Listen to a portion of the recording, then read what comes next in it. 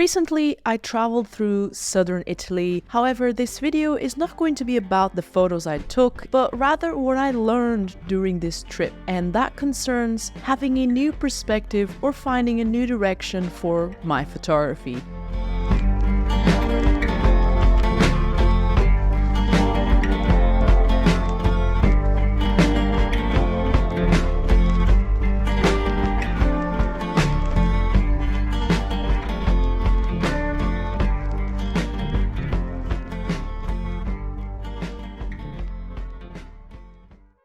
Photography is a path, and much like life itself, we hit roadblocks, we overcome challenges, we overthink things, and sometimes we feel like we need to find a new perspective, a new sense of direction, or maybe new goals for our photography. This is how I felt as I traveled through the south of Italy last March. A country I really love, but somehow felt really disconnected from when I was traveling through it. I found it very challenging to see the potential of scenes and events at first when I arrived.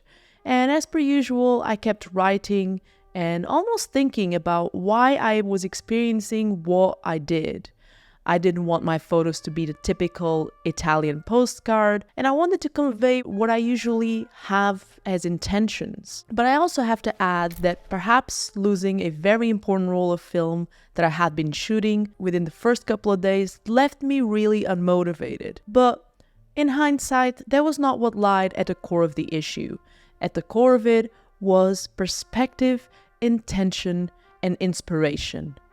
Or rather, the lack of them.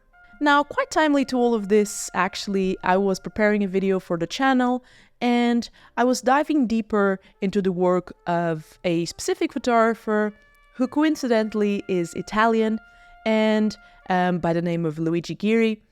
And one of the things that Luigi Ghirri wrote about extensively were in his essays, he wrote something along the lines of pensare per immagini, and this means thinking in images. Now, different translations I've also seen thinking through images or with images, but basically this revolves around the idea of putting a thought and basically translating that in images. And so that's also what we do as photographers. And this led me down a sort of realization or, asking myself these similar questions. And of course, this I consider extremely important in order to find a new direction for our photography, and I'll explain exactly what was my process and why, and an important lesson that we can take from this video right here and that hopefully can be helpful for your photography.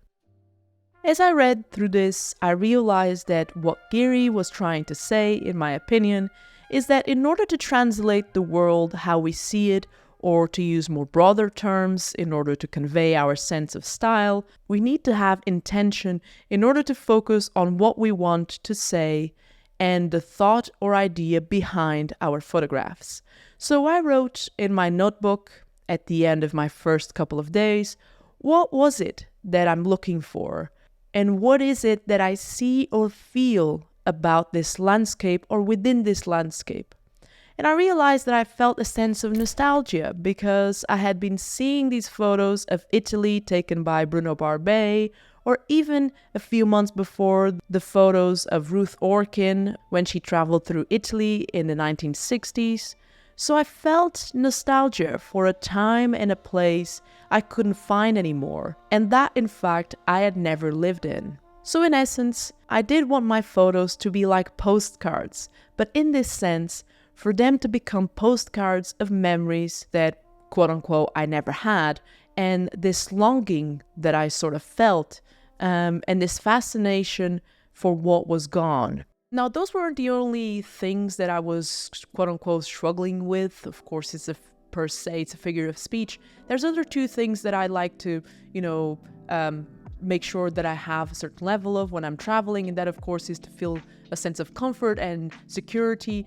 And security is super important, especially in today's world, physically and online. It's super important. And that is why today's sponsor, Surfshark, comes in as a very handy tool to achieve that security. Surfshark is an app and browser extension that allows you to surf the web without tracking, protecting your devices with an antivirus whilst also guarding your identity. This is important because as internet users, we're constantly exposed to data breaches, hacking attacks, viruses, and other malwares. However, with Surfshark, I realized I can keep up with all this information by just checking the app where I monitor my emails and IDs.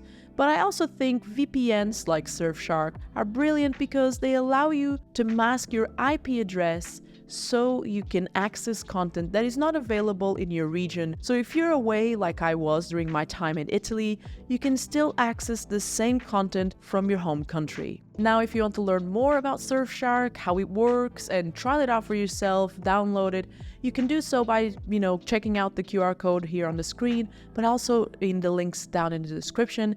And I'd like to thank Surfshark for kindly sponsoring this segment of the video. And now talk about video, let's go back to it. And basically, that's how I would describe my intention. Now, this is not something that, is original. I'm sure a lot of photographers have done this.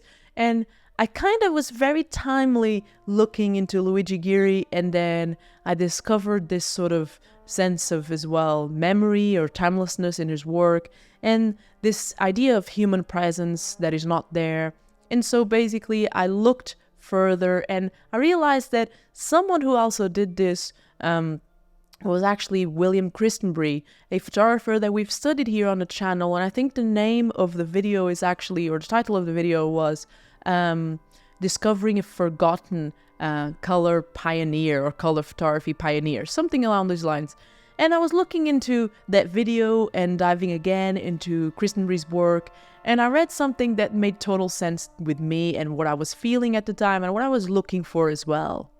Quote, "What I really feel very strongly about, and I hope reflects in all aspects of my work, is the human touch, the humanness of things, the positive and sometimes the negative and sometimes the sad." So this idea of the humanness of things really stuck with me, and also it made sense to, the questions that I was asking. And it's not suddenly, but I think things started really to shape up, and I got more clarity on what I was looking for. And this led to a shift in perspective. And this, at the same time, highlighted a very important lesson from this trip and something that can help us find a new direction for our photography, and that is philosophy. But let me explain to you what I mean.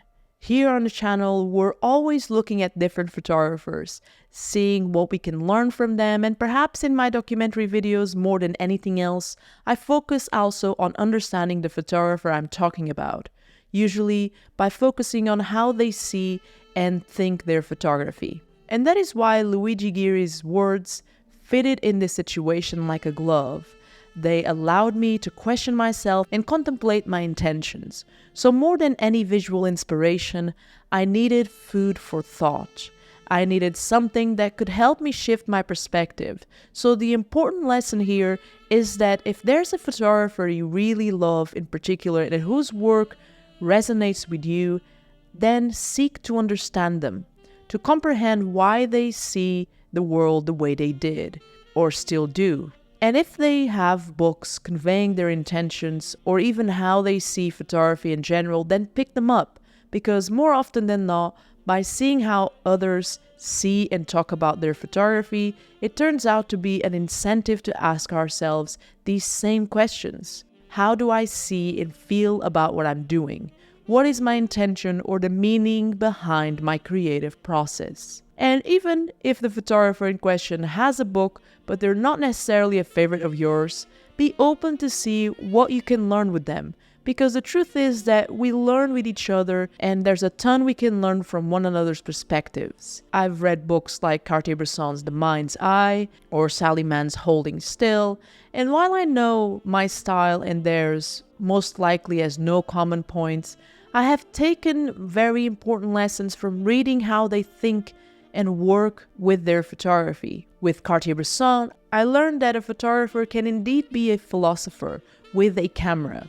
And when he spoke on composition and wrote, quote, "What the eye does is to find and focus on the particular subject within the mass of reality, and what the camera does is simply to register upon film the decision made by the eye," that spoke to me about the importance of being intentional with my decisions and really training my eye to shoot with intention. And when Sally Mann wrote that she believes, quote, "that photographs actually rob us all of our memory," I flipped this and I decided to focus on creating photographs of a memory that never was.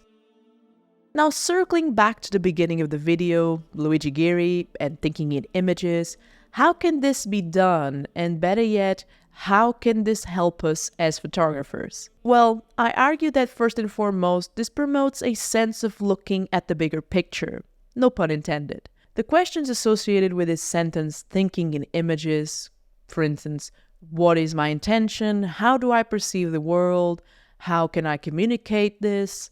Are questions that help us articulate answers, which in turn promote clarity and perhaps a new instilled confidence, or hope, if you will, in our newfound problem-solving perspective. And second, I think it promotes a better communication or more effective communication, if you will, because it almost forces us to analyze, structure, and construct our intention, and therefore thinking as well of the meaning of what we're building.